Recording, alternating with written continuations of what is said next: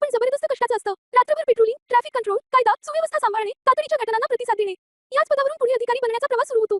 2 हवालदार head constable, शिपायांचा प्रमुख, स्टेशनमधील reporter, जवानांची व्यवस्था, तांत्रिक काम हे हवालदार सांभाळतो. इथून पुढचा एक मजबूत पाया तयार होतो. 3 आसी सहाय्यक पोलीस उप निरीक्षक. काम, छोट्या तपासांची जबाबदारी आणि पोलीस स्टेशनमधील ऑफिसर सपोर्ट. आसी हा स्टेशनचा महत्त्वाचा आधार असतो. 4 साय पोलीस उप निरीक्षक. मित्रांनो, पोलीस स्टेशनमध्ये सर्वात टोकाचं काम साय करतो. गुन्ह्यांची चौकशी, केस फाईल्स, गुन्हेगारांची चौकशी, टीम लीडिंग सगळं सायकडे असतं. हे पद एमपीएससी मार्फत किंवा प्रमोशनने मिळतं आणि जबाबदारी खूप मोठी असते. 5 पाय पोलीस निरीक्षक. हा म्हणजे संपूर्ण पोलीस स्टेशनचा इन्चार्ज. केसेसवर देखरेख, शिस्त, कर्मचारी व्यवस्थापन, एका स्टेशनचं संपूर्ण नेतृत्व पाय करत असतो. 6 डीवायएसपी एसीपी उप अधीक्षक. आता आपण येतो विभागीय अधिकाऱ्यांकडे. डीवायएसपी किंवा एसीपी हा एका मोठ्या विभागाचा अधिकारी.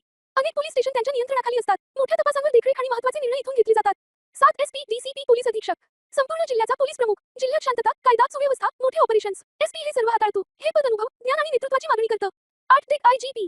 इथे निर्णय मोठे, क्षेत्र मोठं आणि जबाबदारीही प्रचंड. अनेक जिल्ह्यांचं नेतृत्व टेक किंवा आयजीपी स्तरावरून होतं. 9 DGP director general of police. मित्रांनो, हा राज्यातील सर्वात मोठा पोलीस अधिकारी. संपूर्ण राज्यातील पोलीस फोर्स डीजीपीच्या नेतृत्वाखाली काम करत असतो. ही पदसोपानाची शेवटची आणि सर्वात उंच पायरी आहे. तर मित्रांनो, हे होतं महाराष्ट्र पोलीस खात्यातील प्रमुख पदांचं थोडक्यात पण स्पष्ट वर्णन. आपल्या सुरक्षेसाठी, शांततेसाठी आणि न्यायासाठी हे सगळे अधिकारी दिवस रात्र मेहनत करत असतात. व्हिडिओ आवडला असेल तर लाईक, शेअर आणि सबस्क्राईब करा. ज्ञान मांडत ज्ञान जे तुमचा दृष्टिकोन बदलून टाकेल.